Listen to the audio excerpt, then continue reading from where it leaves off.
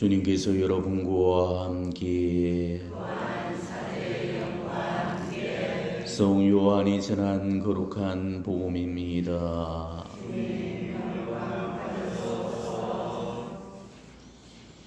주간 첫날 마리아 막달레나는 시몬 베드로와 예수님께서 사랑하신 다른 제자에게 달려가 말하였다.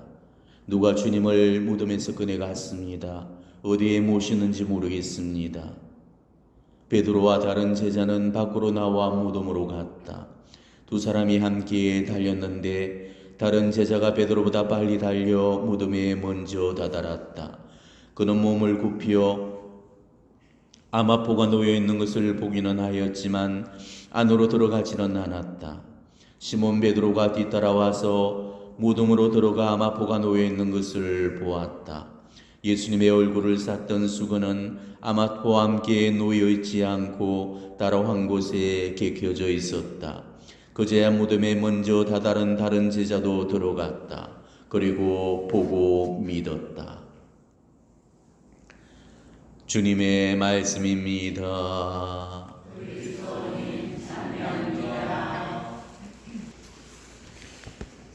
오늘은 성 요한 사도 복음사가 주일입니다. 요한 사도는 잘 아시다시피 요한 복음서의 저자이시고 또 요한 서간과 요한 묵시록의 저자라고 이렇게 알려져 있는 분이십니다. 우리는 사도 요한을 일컬어 사랑의 사도라고 그렇게 부르고 있죠. 왜냐하면 신약 성서에서 사랑이라는 단어가 가장 많이 나오는 곳이 요한복음, 또 요한 1서, 요한 2서, 요한 3서, 그리고 요한 묵시록이기 때문입니다. 이 5편에서 이 사랑이라는 단어가 무려 92번이 나오고 있습니다. 그러니까 신약 성경 전체에 나오는 이 사랑이라는 단어의 그의 절반을 차지하고 있습니다. 근데 사도 요한은 처음부터 사랑의 사도라고 불려진 게 아니었죠. 처음에는 어떻게 보면 사랑과 자비가 너무나도 부족했던 그런 사도였지만은 끊임없는 그 사랑의 삶을 통해서 자기의 사랑을 완성시켜 갔던 것입니다. 자, 그렇다면 요한 사도는 어떻게 사랑의 삶을 완성시켰고 또 사랑의 사도로서의 길을 걸어갈 수 있었는지 오늘은 그 말씀을 통해서 함께 나누어 보고자 합니다. 사도 요한에 관한 그 기록은 신약 성경 여러 군데에 언급되고 있지만 사도 요한에 관한 그 첫 번째 기록은 요한과 그 형인 야고보 사도를 부르는 그 대목에서부터 시작이 됩니다. 야고보와 요한은 그물을 손질하면서 아버지 제베데오와 함께 있었는데 어느 날 예수님께서 불렀을 때 아버지와 배를 남겨둔 채로 예수님을 따라 나섰다고 증언을 해주고 있죠. 근데 예수님과의 그 첫 만남부터가 예사롭지가 않았습니다. 예수님께서 부르시자 모든 것을 버리고 예수님을 따랐다. 이렇게 복음은 기록해주고 있습니다. 그러니까 우리가 어쩌면 평생을 두고 묵상해 봐야 될 그런 대목일 겁니다. 그냥 호기심에 이끌려서 그냥 한번 따라가 본 정도가 아니었습니다. 그물과 배를 버리고 아버지를 버리고 따라 나섰다는 거죠. 한번 생각을 해보십시오. 이게 과연 쉬운 선택이고 결정이라고 생각이 드십니까? 자, 과연 여러분이라면은 정말 생판 모르는 사람한테서 나를 따르라는 그 한마디 말만 듣고 모든 것을 다 버리고 따를 수가 있겠습니까? 집을 버리고 혈연까지 끊고 생업까지 포기할 만큼 자기 것 전부를 다 포기할 정도로 그런 선택과 결단을 그렇게 쉽게 내릴 수가 있겠습니까? 얼굴 한번 본 일 없는 그런 낯선 사람의 뜬금없는 명령 앞에 자기 인생 전부를 다 걸 그런 미친 인간은 없을 겁니다. 자기 운명이 걸려있는 문제인데 그 적극적이고 충동적인 그런 선택은 하지를 못할 겁니다. 자, 그렇다면 예수님한테서 뭘 보았기 때문에 그런 선택을 했고 그처럼 이끌려졌을까? 자, 여기서 우리는 이 세례사 요한이 사도 요한이 세속적인 사람이 아니라는 것을 알 수가 있죠. 아마 세속적인 사람이었다면은 세속적인 돈벌이를 위해서 쉽사리 혈연과 생업을 포기하지는 않았을 겁니다. 배와 그물과 아버지를 버렸다는 것은 생계는 물론이고 혈연까지 포기를 했다는 뜻이죠. 이거는 영혼을 추구하는 사람만이 할 수 있는 선택입니다. 세속적인 사람은 죽었다 깨어나도 못할 선택이죠. 그러니까 사도 요한은 인생의 의미와 그 삶의 가치에 의한 그런 깊은 목마름을 느끼고 있었던 거고 영적인 그리움으로 간절해 있었던 것입니다. 그렇기 때문에 예수님께서도 처음 요한을 보시자마자 요한에게서 그런 영적인 갈망을 느끼셨던 거고, 또 요한도 예수님을 처음 보았던 그 순간에 그분 안에서 영혼의 갈증을 채워줄 그런 희망을 볼 수 있었던 겁니다. 그래서 모든 걸 다 버리고 예수님을 선택했고 그분께 인생을 송두리째 맡기면서 올인을 할 수 있었던 것입니다. 그렇지만 요한한테는 이런 거룩한 지향과 원의도 있었지만은 정말 인간적으로 정화되어 있어야 될 나약함과 또 부족함과 불완전함도 많았죠. 자, 예수님은 야고보와 요한 형제에게 천둥의 아들이라는 그런 뜻으로 보아네르게스라는 그런 이름을 지어주셨습니다. 자, 우리가 천둥이라는 이 단어에서 풍겨지는 그 뉘앙스만 보더라도 이 사도 요한의 성격이 얼마나 급하고 과격했는가를 알 수가 있을 겁니다. 실제로 요한은 그런 면모를 자주 보여주었죠. 자, 어떤 사람이 예수님의 이름으로 마귀들을 쫓아내는 일을 했을 때 자기들을 따르는 사람들이 아니라고 해서 그 사람을 노골적으로 반대하고 막은 적도 있었죠. 또 예수님과 일행들이 예루살렘으로 가기 위해서 사마리아 마을을 통과해서 지나가려고 했을 때 이 사마리아 사람들이 길을 막고 그분을 받아들이지 않았을 때 그 모습에 격분을 하면서 하늘에서 불을 불러내서 저들을 다 꼬실러서 살라버릴까요? 그러면서 그 과격함을 드러냅니다. 또 제자들이 서로 높은 자리를 놓고 경쟁을 할 때 사도 요한은 자기 어머니까지 동원시켜서 예수님의 오른쪽 왼쪽 자리를 차지하게 해달라고 청탁까지를 했죠. 자, 이렇게 사도 요한은 성질도 급했고 자비로운 마음도 없었고 높은 자리에 대한 그런 욕망도 있었고 여러 가지 인간적인 그런 기남들이 많았던 그런 인물이었습니다. 그동안 성서학계의 그 신학자들은 사도 요한이 요한복음뿐만이 아니고 요한서간들과 묵시록까지 직접 썼다고 그렇게 믿어왔죠. 그러다가 신학자들에 의해서 이의가 제기되었습니다. 신학자들은 요한서간을 쓴 사람이 과연 요한 사도가 맞는지를 오해하시했습니다. 그런 이유 중에 하나가 복음서 속의 요한과 서간서 속의 그 요한은 엄청난 차이를 보여주고 있기 때문이죠.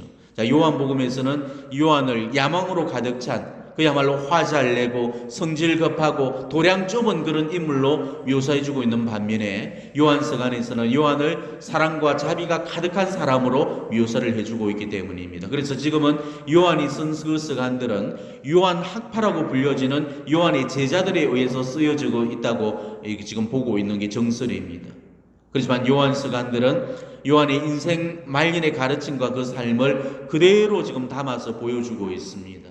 전혀 그렇게 살지도 않고 하지도 않은 가르침을 제자들이 뜬금없이 꾸며서 쓰지는 않았을 겁니다. 인생 말년에 이 신앙의 원로 요한은 예수님을 따르던 그 철없던 시절의 요한과는 분명히 달랐고 크게 변해 있었습니다. 사도 요한은 그 인생 말년에 이르러서 이 천둥의 아들에서 사랑의 사도로 변해져 있었던 것입니다.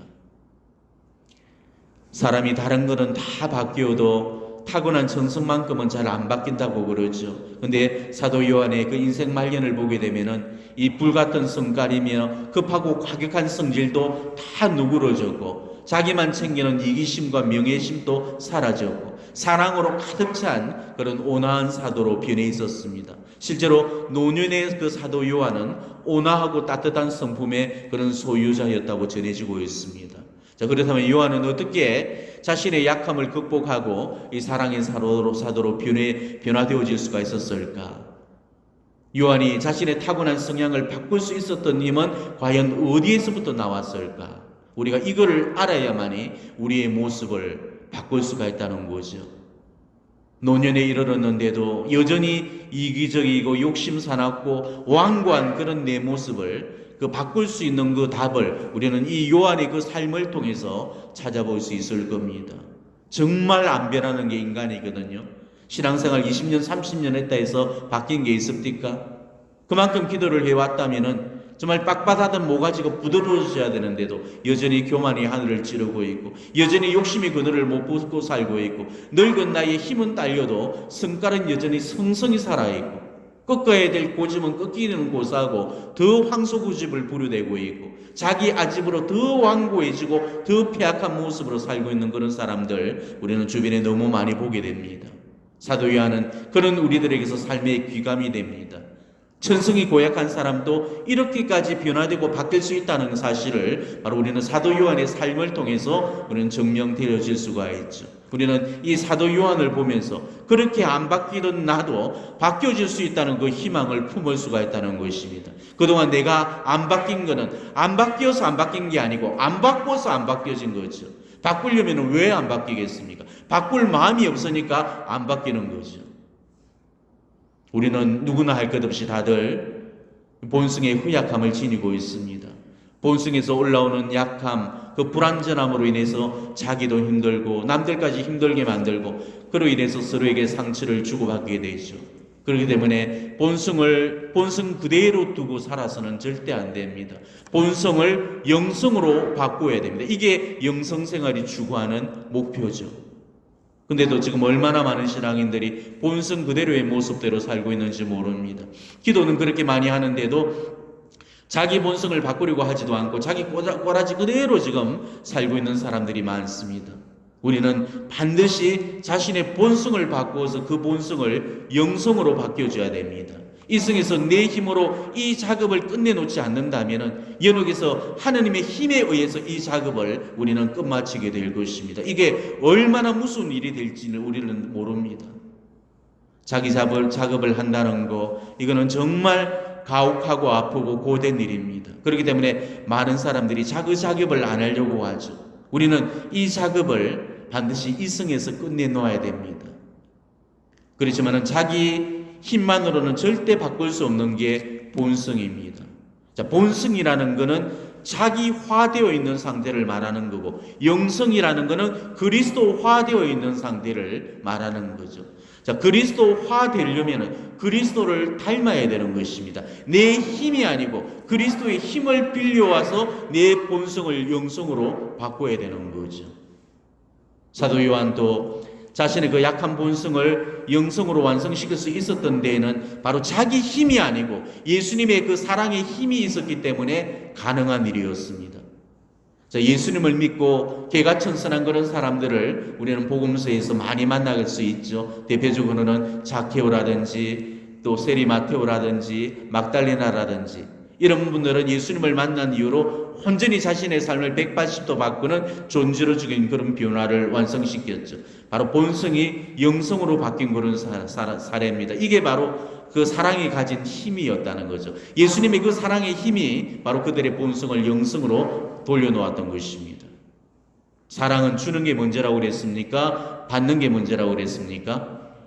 예, 받는 게 문제라고 그랬죠. 사랑은 받아본 사람만이 줄 수가 있는 거죠. 요한은 예수님께로부터 엄청난 그런 사랑과 총애를 입었습니다. 예수님께서는 요한을 각별히 사랑하셨고 또 요한은 또 베드로와 야고보와 함께서 그런 예수님을 늘 지근거리에 모시고 다녔죠.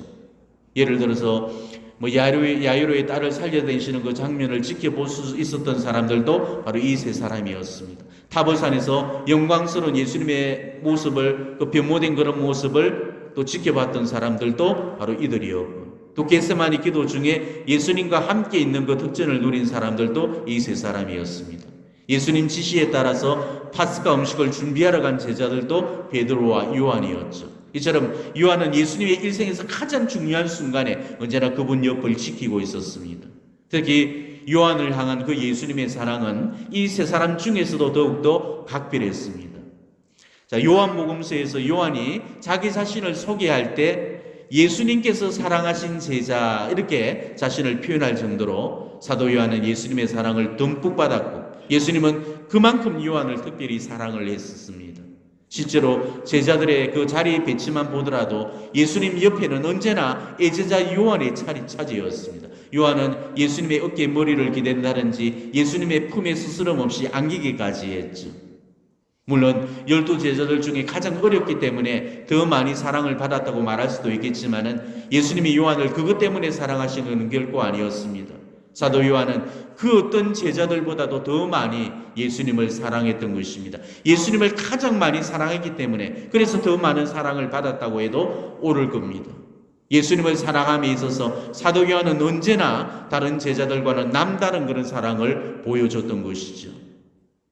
어려움에 닥쳐봤을 때 그 사람의 진면목을 알 수 있다고 그러죠. 자, 순환이 있던 밤 예수님께서 당신의 순환과 그 죽음을 예고하셨을 때 제자들은 너나 할 것 없이 예수님과 함께 죽겠다고 그러고 예수님을 마지막까지 지켜드리겠다고 맹세까지 했습니다. 그런데 막상 예수님이 포승줄에 묶였을 때 하나같이 지만 살겠다고 주랭랑을 쳐버립니다.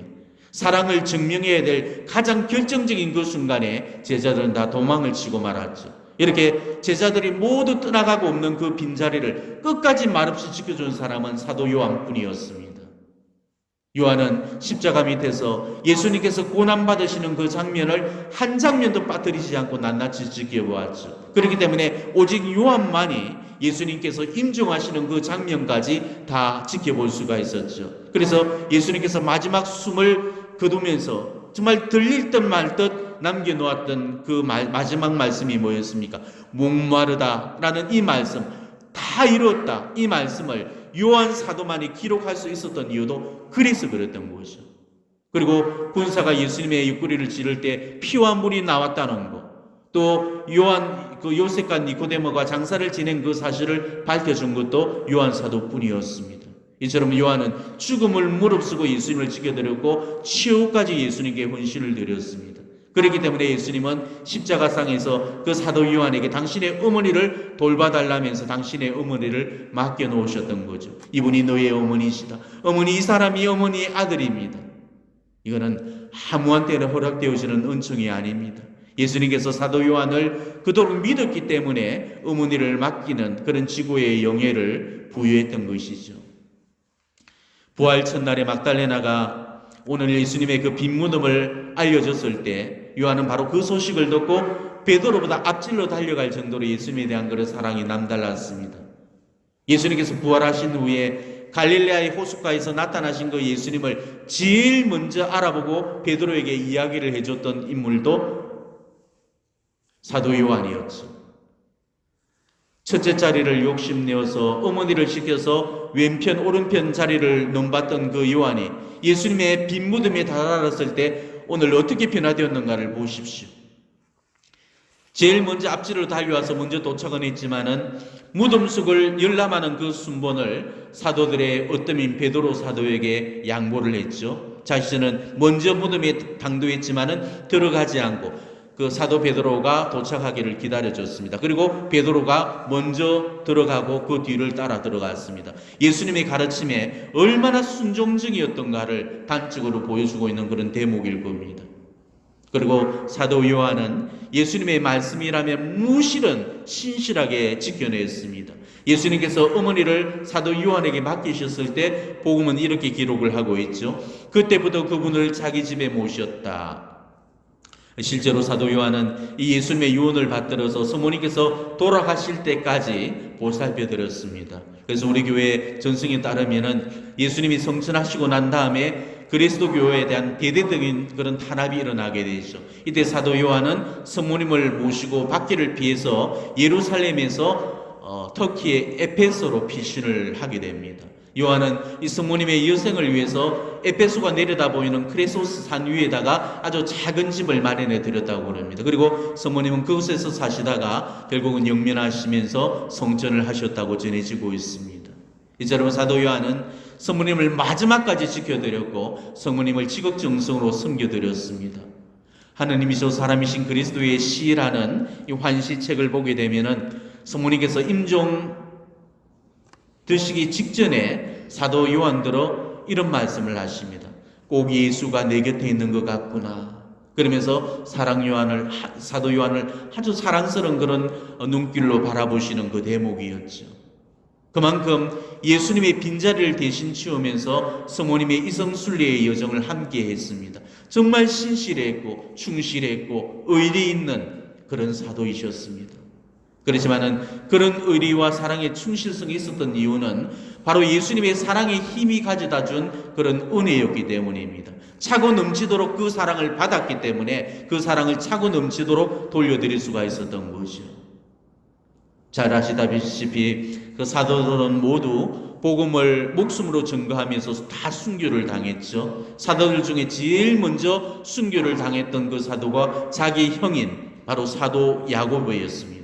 형이 칼을 받고 쓰러졌다는 그 소식을 들었을 때 요한의 심정이 과연 어떠했을까를 짐작해 보십시오. 가장 사랑하는 그 혈육을 잃어버린 그 슬픔과 고뇌는 아마 어떤 위로로도 감당이 되지를 않았을 겁니다. 그뿐이 아니었습니다. 동료들 하나하나가 칼날 앞에 쓰러져가는 그런 소식을 들을 때마다 아마 가늘기 넘는 슬픔과 비통함이 북받쳐 올랐을 겁니다. 그렇지만은 이승의 삶이 끝이 아니고 영원한 삶을 바라보는 그 사람은 죽음 앞에 떨거나 비굴하게 굴지 않습니다. 요한도 언젠가는 그런 자신의 죽음을 기다리면서 순교의 열망을 불태웠을 겁니다. 그렇지만 요한은 결국 순교를 당하지 않았습니다. 12 제자 중에서 나이가 가장 어렸지만은 가장 늦게까지 생존을 했죠.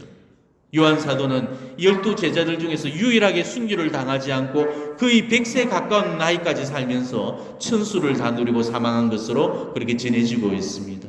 물론 처음에는 사도 요한한테도 순교의 기회가 찾아왔죠. 그렇지만 순교가 허락되어지지가 않았습니다. 어느 날 요한은 로마 당국으로부터 그리스도를 버리라는 그 명령을 받지만은 이런 지하에 거절을 해버리고 맙니다. 이때 법관은 사도 요한을 매질한 다음에 끌고 가서는 부글부글 끓는 그 기름 솥에 던져서 삶아 죽이라고 했죠. 근데 기적이 일어났습니다. 아무리 끓는 기름을 퍼부어도 티끌만큼 또 해를 입지를 않았다고 합니다. 마치도 구약 성경의 그 다니엘서와 같이 불이 활활 불타오르는 그 가마솥에 던져졌던 이 하나니아, 미사엘, 그 아자리아처럼 그 무사히 구출해 내시는 그 전능하신 하느님의 그 보호의 손길이 요한 사도에게도 내려졌던 거죠. 이런 현상을 이상히 여겼던 그 간수는 그 모습을 넋을 잃고 말았다고 합니다. 간수가 요한을 불가마 밖에 내놓았을 때는 마치 방금 목욕을 한 사람처럼 오히려 매질로 인해서 그 났던 그 몸의 상처들까지 깨끗하게 나아진 상태였다고 합니다.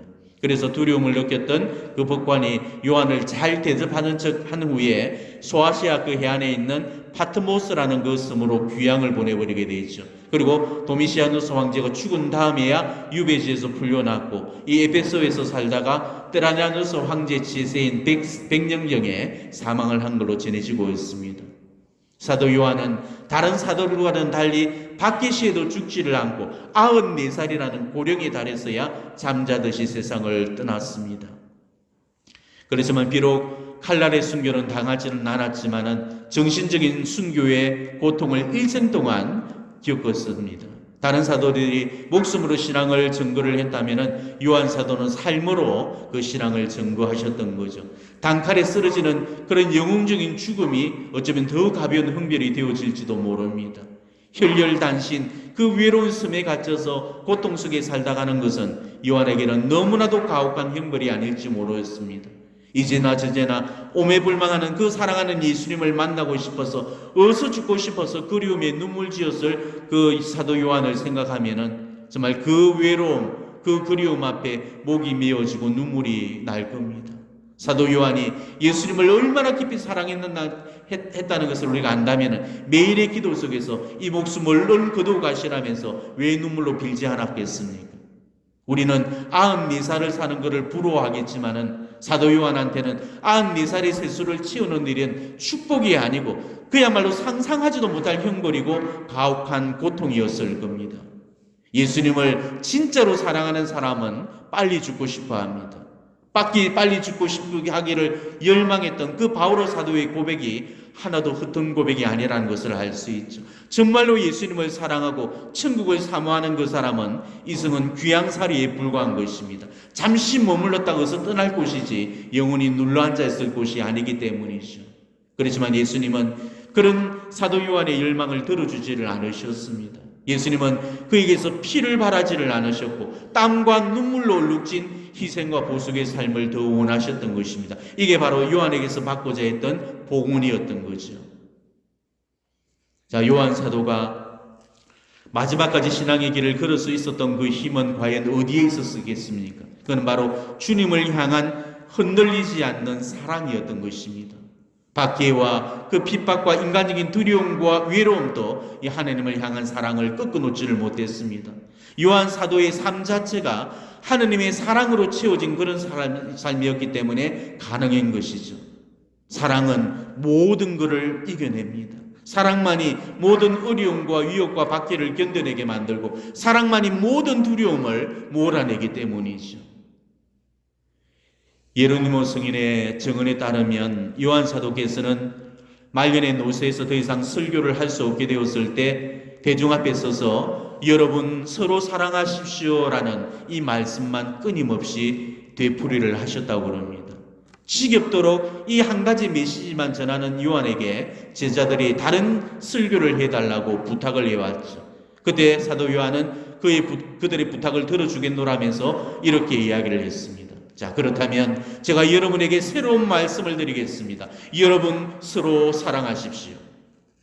이때 실망을 느꼈던 사람들이 왜 똑같은 말만 계속 하냐고 따졌을 때 요한 사도는 이렇게 말씀을 하셨습니다. 왜냐하면 이 말씀이 바로 우리 주님의 말씀이고 이 말씀을 실천하는 것만으로 충분하기 때문입니다.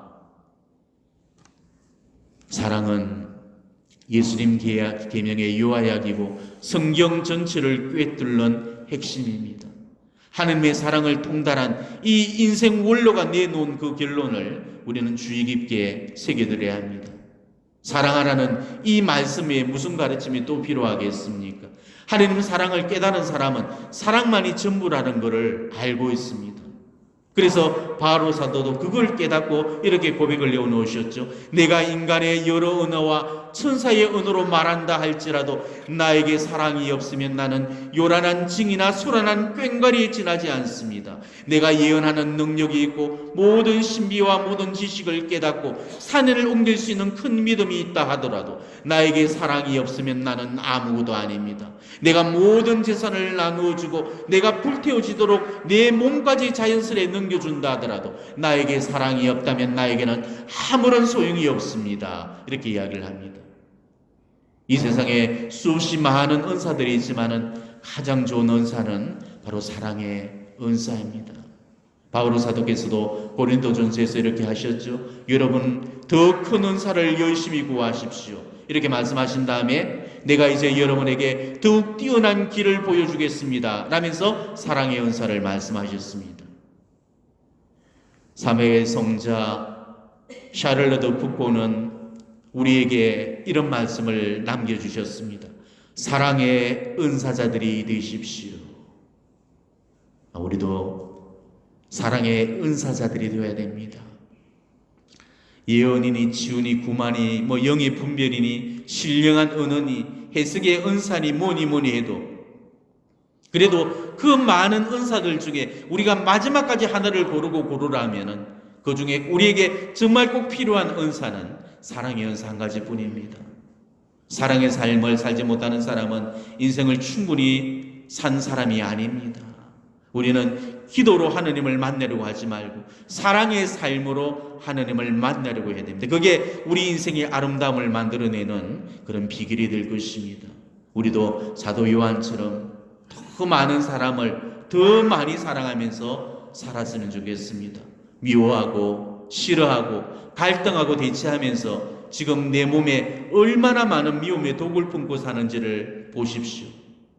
사랑의 삶을 충분히 살지 못한다면 그는 인생을 잘못 산 거고 우리 인생을 낭비한 것입니다.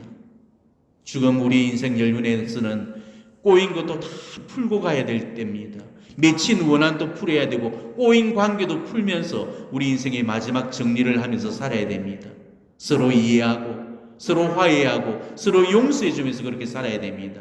이승에서 풀지 못한 것은 결코 저승에서도 풀리지 않는다는 것, 우리는 예수님의 이 말씀을 분명히 새겨 들으셔야 됩니다. 살아보면서 다들 겪어보셨겠지만은 우리 인생에서 진짜 나쁜 놈, 정말 천성적으로 못된 놈 먹은 그런 놈은 몇 안 됩니다. 나한테 지금 안 맞으니까 나쁜 놈이 되는 거고 싫은 놈이 되는 거고 미운 놈이 되는 거죠.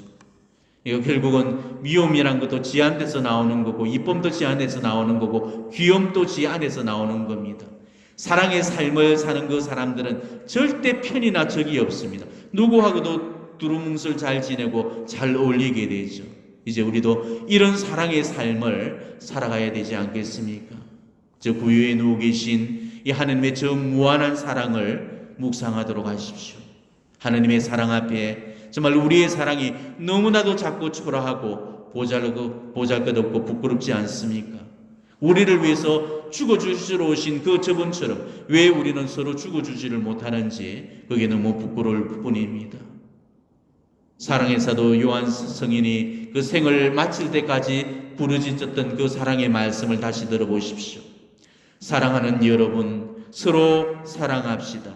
사랑은 하느님에게서 오는 것이기 때문입니다. 사랑하는 이는 모두 하느님에게서 태어났으며 하느님을 압니다. 사랑하지 않는 사람은 하느님을 알지 못합니다. 하느님은 사랑이시기 때문입니다. 사랑하는 여러분, 하느님께서 우리를 이렇게 사랑하셨으니 우리도 서로 사랑해야 합니다.